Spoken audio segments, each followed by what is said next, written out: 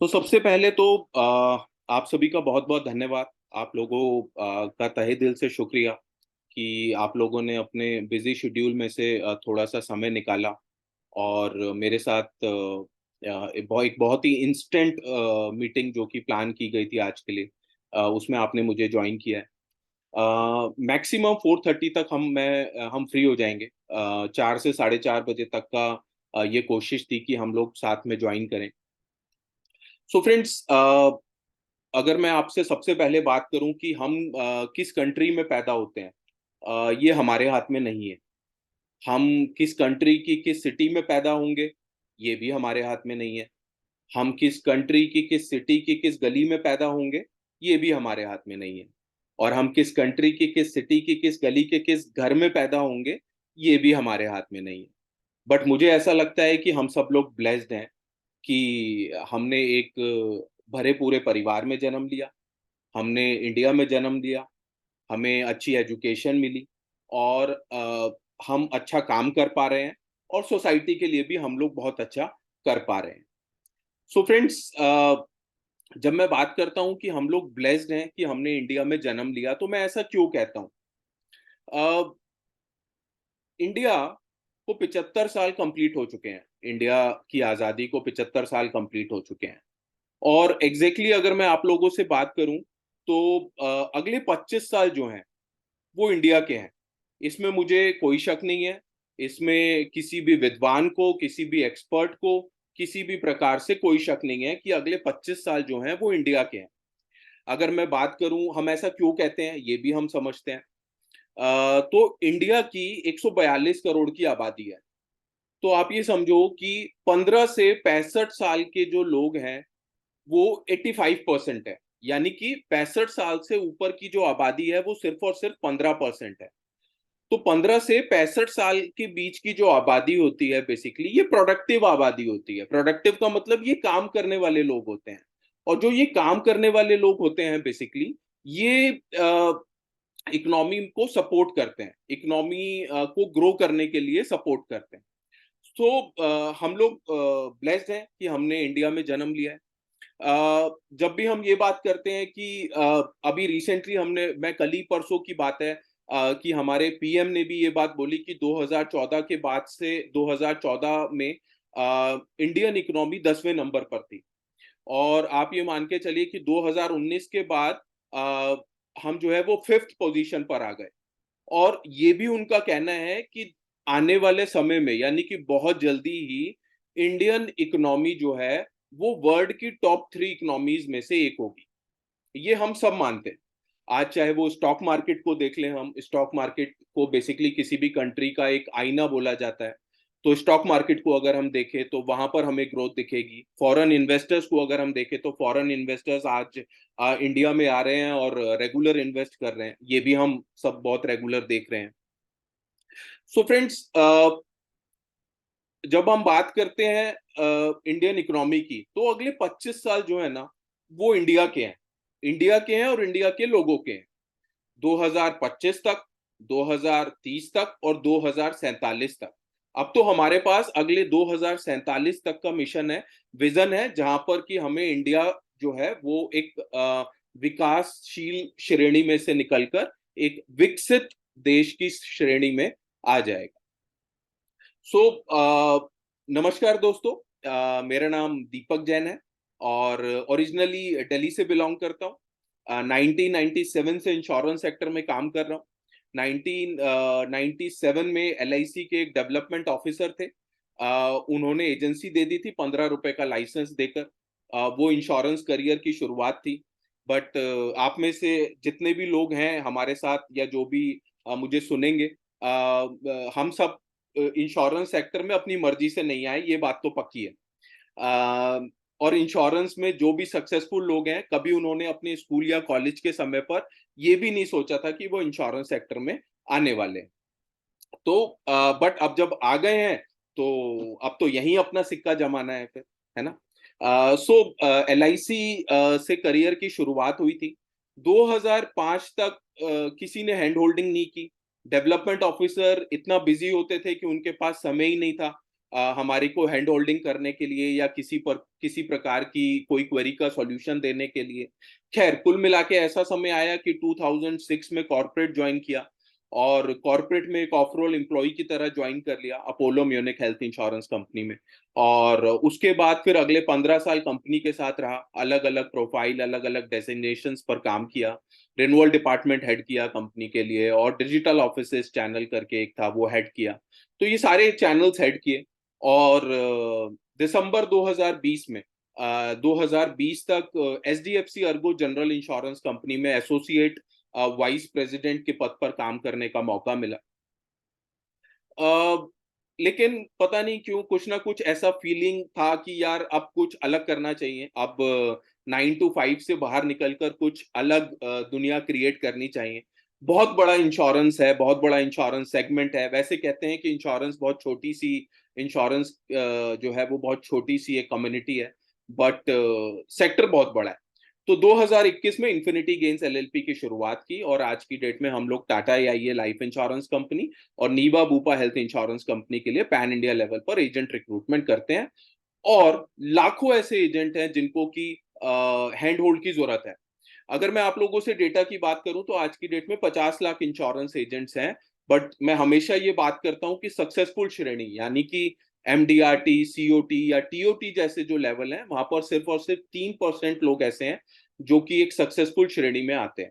इसी तरीके से हेल्थ इंश्योरेंस सेगमेंट की अगर बात करूं तो 1 करोड़, 2 करोड़, 3 करोड़ या 5 करोड़ के हेल्थ इंश्योरेंस के पोर्टफोलियो जिन लोगों के पास हैं, वो भी बहुत कम क्वांटिटी है, या बहुत लिमिटेड वो लोग हैं। सो फ्रेंड्स, पोटेंशियल बहुत है। तो थोड़ा और आगे बढ़ते हैं और समझते हैं, थोड़ा सा इंश्योरेंस इंडस्ट्री को समझते हैं कि इंश्योरेंस इंडस्ट्री है क्या बेसिकली। तो इंश्योरेंस सेक्टर की अगर बात करूं तो इंडस्ट्री बहुत पुरानी है, ऐसा कहते हैं। आपने भी जब इंश्योरेंस के एग्जाम दिए होंगे तो पढ़ा होगा। एक पानी का जहाज होता था, वहां कुछ व्यापारी जाते थे, वो डूब जाते थे, और उसके बाद उनको महसूस हुआ कि नुकसान को कवर करने के लिए कुछ करना चाहिए। तो मोटा मोटा ये सब कुछ बहुत पुरानी स्टोरी है। ये भी मैं आप लोगों को बता दूं कि जब तक इंसान रहेगा, जब तक पैसा रहेगा, और तब तक 3 काम तो ऐसे हैं जो कि कभी बंद नहीं होने वाले दुनिया में। पहला काम है अकाउंटिंग, यानी कि अकाउंट्स। इंसान होंगे, पैसा होगा तो अकाउंटिंग होगी। दूसरा काम जो दुनिया में हमेशा रहने वाला है वो है ज्योतिष का।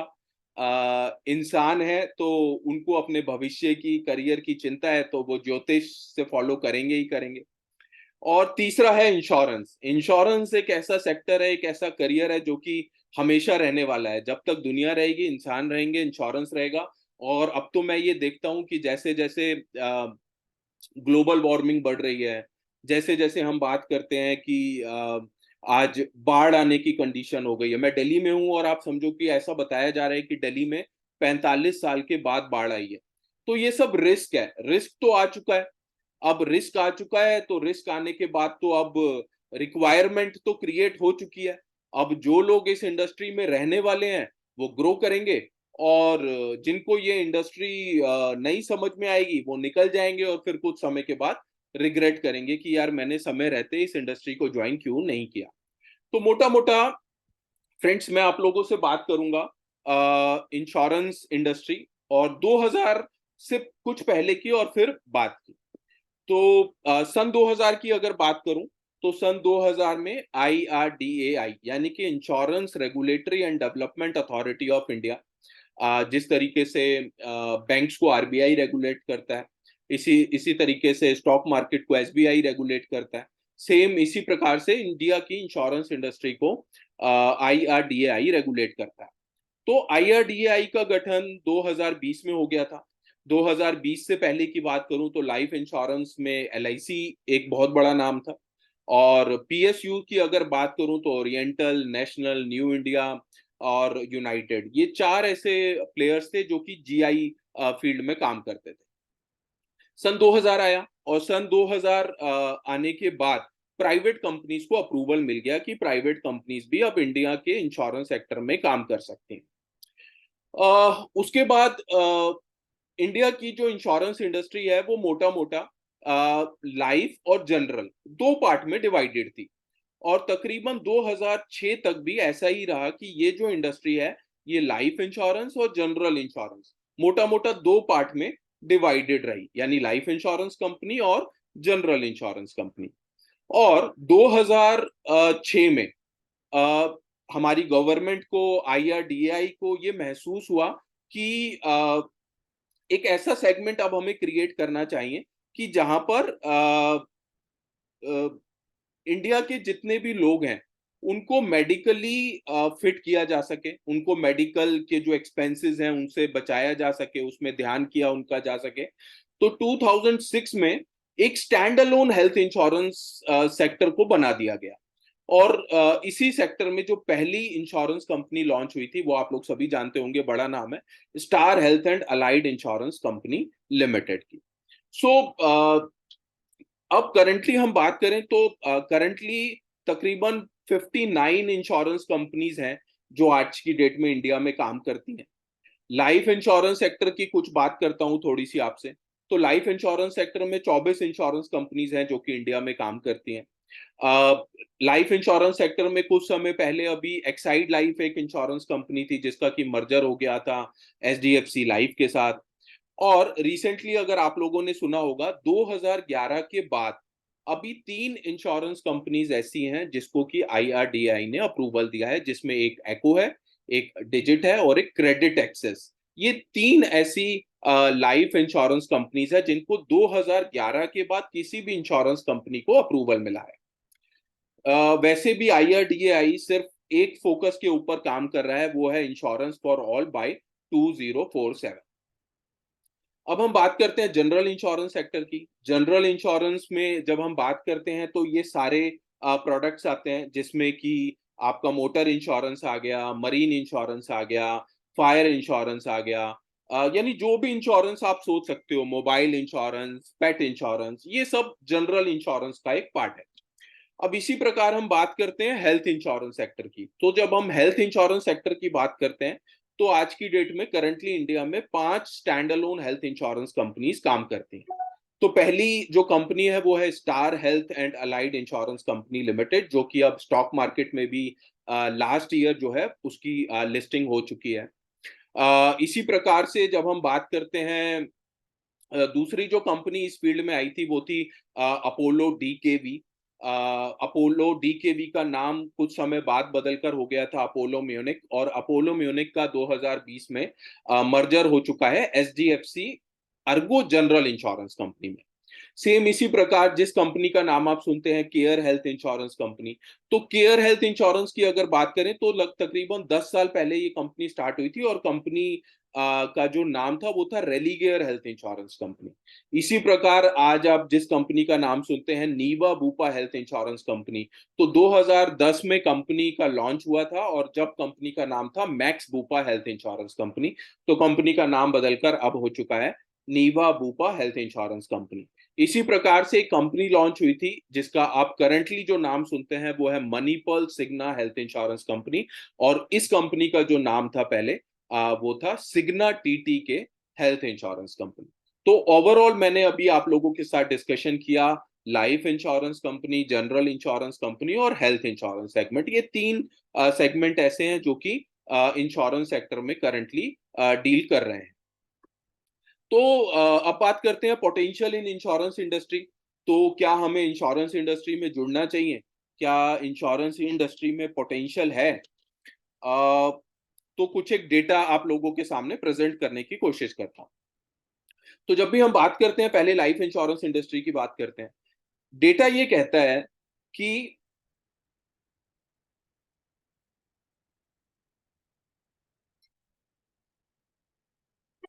तो डेटा ये कहता है कि आज की डेट में जो 142 करोड़ लोग हैं उनमें 86% का प्रोटेक्शन गैप है। इसका क्या मतलब है कि जो हमारी इंडिया की पॉपुलेशन है उसमें से 86% पॉपुलेशन ऐसी है जो कि अभी अनइंश्योर्ड है, या उनमें प्रोटेक्शन गैप है। इसका मतलब यह है कि अगर किसी को उसकी इनकम या रिक्वायरमेंट के अकॉर्डिंगली, सपोज करिए अगर 1 करोड़ का प्लान देना है बट उसके पास सिर्फ 50 लाख का है, तो सेम जो सिचुएशन है वो इंडिया के 86% लोगों के साथ है, तो there is a huge potential. अब हम बात करते हैं जनरल इंश्योरेंस सेक्टर की। जनरल इंश्योरेंस सेक्टर में जब हम मोटर की बात करते हैं, तो रिसेंटली एक डेटा पब्लिश हुआ है और उस डेटा में ये बताया गया है कि इंडिया के अंदर 50% जो व्हीकल्स हैं, यानी 50% जो व्हीकल्स हैं, वो विदाउट इंश्योरेंस इंडिया की सड़कों पर दौड़ रहे हैं। तो ह्यूज पोटेंशियल। सेम इसी प्रकार से बात करते हैं health insurance industry. Health insurance industry की बात करें तो कोविड से पहले 24% की दर से health insurance industry year on year basis पर ग्रो कर रही थी। वही health insurance industry after COVID, thanks to COVID, rather हमें कोविड ने हमें काफी बुरी चीजें भी दिखाएं, बट कुछ चीजें कोविड ने अच्छी भी की। और वो ये कि आज की डेट में after Covid health insurance industry 34% की दर से ईयर ऑन ईयर बेसिस पे ग्रो कर रही है। 142 करोड़ लोगों की जब बात करते हैं, तो आपको ये जानकर शॉक होगा, सिर्फ 40 करोड़ लोग ऐसे हैं जिनके पास इंश्योरेंस है। सो प्रॉपर 1 करोड़ से जो ज्यादा लोग हैं वो अभी भी अनइंश्योर्ड है। आज भी रिसेंटली एक डेटा पब्लिश हुआ और उस डेटा में ये बताया गया कि एवरी ईयर, हर साल 7% लोग, 7% लोग ड्यू टू मेडिकल एक्सपेंसेस, यानी कि अस्पताल के खर्चों की वजह से बीपीएल, बिलो पॉवर्टी लाइन से नीचे आ जाते हैं। तो एक फास्टेस्ट ग्रोइंग इंडस्ट्री है इंश्योरेंस इंडस्ट्री, विल ग्रो 2025 तक, 2030 तक, 2047 तक। आप सब इंश्योरेंस इंडस्ट्री के माहिर लोग हैं, मुझे हो सकता है कि मेरे से बहुत ज्यादा डेटा आपके पास होगा। अब मैं बात करता हूँ, 4:22 हो चुके हैं, हम लोग बहुत समय रहते फिनिश करेंगे। और अब मैं आप लोगों से बात करता हूँ कि करियर इन हेल्थ इंश्योरेंस, आप इंश्योरेंस में अपना करियर किस प्रकार बना सकते हैं। और मैं बात करूंगा आप लोगों से कि इंश्योरेंस सेक्टर में अगर आप इंडिविजुअल की तरह काम करते हैं, एक इंश्योरेंस मार्केटिंग फर्म की तरह काम कर सकते हैं, कॉर्पोरेट की तरह काम कर सकते हैं, एक ब्रोकर की तरह काम कर सकते हैं। तो मैं आप लोगों से ये डिस्कशन करने वाला हूँ।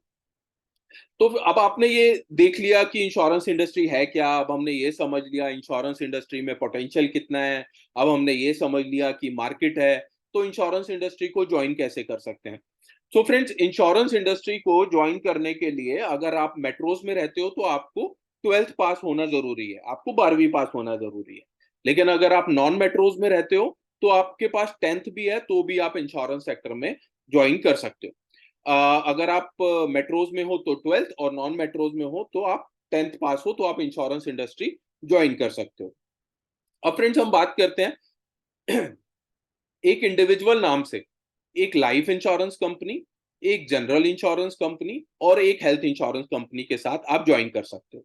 आपके पास अगर लाइफ इंश्योरेंस का लाइसेंस है तो भी आप हेल्थ इंश्योरेंस कंपनी के साथ ज्वाइन कर सकते हो। आपके पास जनरल इंश्योरेंस कंपनी का लाइसेंस है तो भी आप हेल्थ इंश्योरेंस कंपनी के साथ ज्वाइन कर सकते हो, विदाउट एनी एग्जाम और फीस। अगर आपके पास लाइफ या जनरल का लाइसेंस है तो आप हेल्थ इंश्योरेंस कंपनी के साथ ज्वाइन करके तीनों कंपनियों के साथ काम कर सकते हो।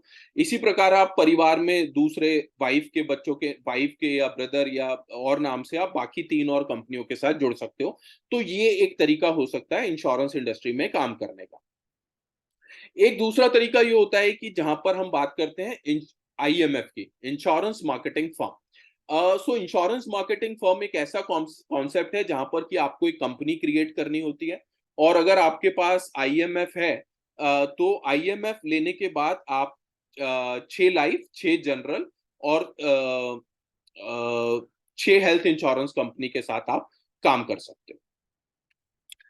6 लाइफ, 6 जनरल और 6 हेल्थ, ये आईएमएफ का सिनेरियो हो गया।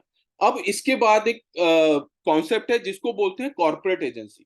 सो कॉर्पोरेट एजेंसी की जब हम बात करते हैं तो इसमें जो नाम आते हैं वो बैंकर्स आते हैं, यूजुअली जो बड़े बड़े बैंक्स है ना, एक्सिस बैंक, एचडीएफसी बैंक, तो ये सब इन सब के पास कॉर्पोरेट लाइसेंस होता है। सो कॉर्पोरेट लाइसेंस जिसके पास होता है वो 9 लाइफ, 9 जनरल और 9 हेल्थ इंश्योरेंस कंपनीज के साथ एसोसिएट होकर काम कर सकते हैं।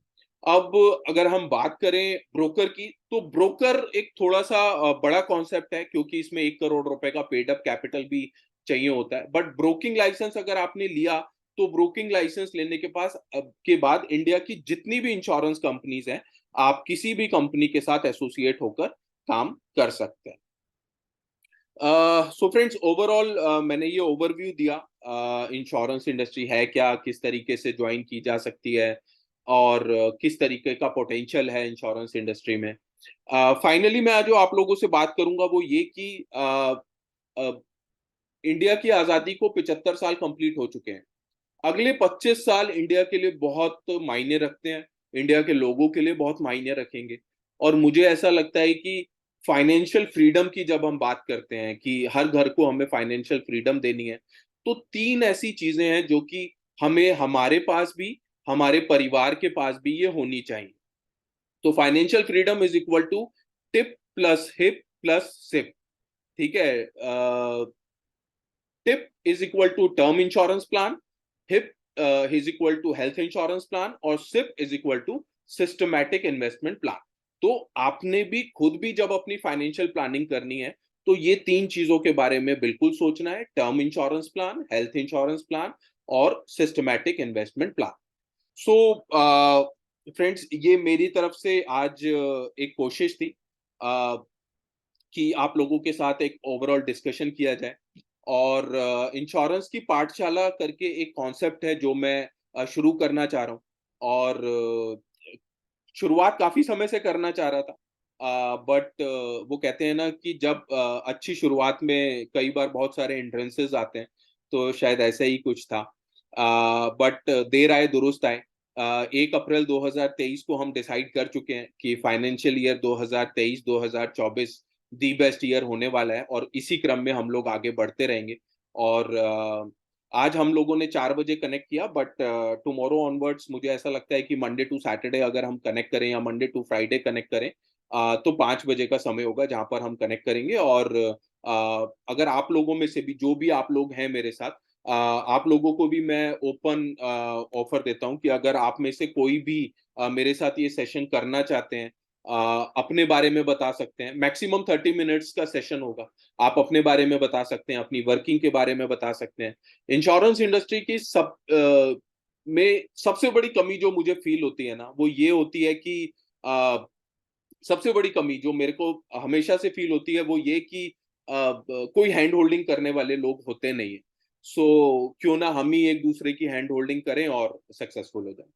So friends, thank you so much. आप लोगों में से अगर कोई भी मुझे कोई भी फीडबैक देना चाहते हैं या बात करना चाहते हैं कैमरा ऑन करके, तो बात कर सकते हैं। एनीथिंग, कोई भी बात करना चाहे, कोई क्वेरी हो किसी का, कोई क्वेश्चन हो। सर अभी जो अभी जो आप बताए हैं exactly what we are doing right now sir. Okay. You said like tip hip sip. Okay. या बहुत बढ़िया। आप अपने बारे में कहाँ से बात कर रहे हैं, आप थोड़ा सा बताएंगे? मैं सर मेरा नाम शिव कुमार है। I am from Rajahmundry, Andhra Pradesh. Andhra Pradesh, अरे वाह, मैं तो फेमस हो गया, इसका मतलब मैं तो आंध्र प्रदेश तक पहुंच गया। एंड आपको शायद मैं जानता हूँ क्योंकि लाइक आप जो बताए ना अपोलो डीकेवी।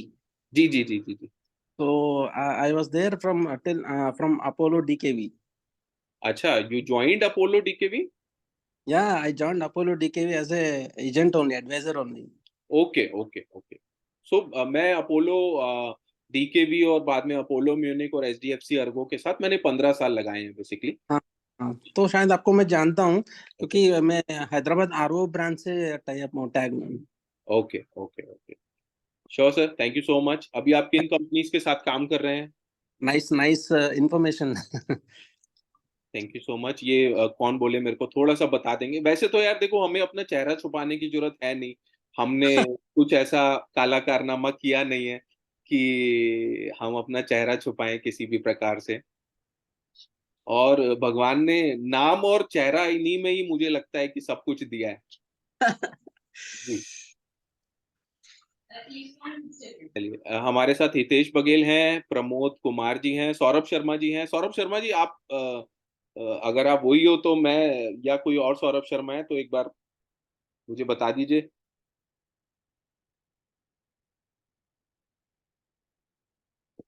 अरे सर सर सर सर प्रणाम, सर प्रणाम, सर स्पीकर ऑन कर लीजिए। सर आपने ये ऑफ किया हुआ है। हाँ। बहुत अच्छा एक लगा सर आपको देख के। बहुत टाइम हो गया था देखे। कोई फीडबैक सर, कुछ कहना चाहें, एनीथिंग? जो भी लोग कनेक्टेड है उनके लिए ये सेशन बाद में यूट्यूब पर भी अपलोड हो जाएगा, हाँ नहीं, सबकी सहायता के लिए बेसिकली। कुछ कहना चाहें हाँ, सर, कोई अच्छे वर्ड्स? बस आपकी सर वीडियोस काफी अच्छी होती हैं और बड़ी तसल्ली से आप समझाते हैं। सबसे अच्छी बात है, बड़ी तसल्ली से आप समझाते हैं। बड़े अच्छे तरीके, समझाने का तरीका जो है ना वो बड़ा अच्छा है, बड़ा आराम आराम से, धीरे धीरे धीरे से, अच्छे से। सबसे अच्छी बात यही है। अरे बहुत धन्यवाद सर। और आपसे तो सर बहुत टाइम से जुड़े हुए हैं सर, आप पता ही है वो तो। बिल्कुल बिल्कुल बिल्कुल, आप हाँ, बहुत बढ़िया सर, बहुत बढ़िया। चलो, मेरे को अच्छा लगा सर आपने ज्वाइन किया साथ में। कोशिश रहेगी कि इस तरीके के सेशन, सौरभ जी, अगर आपके पास समय हो और आप बोलें तो कल एक आधे घंटे का सेशन लेना चाहेंगे?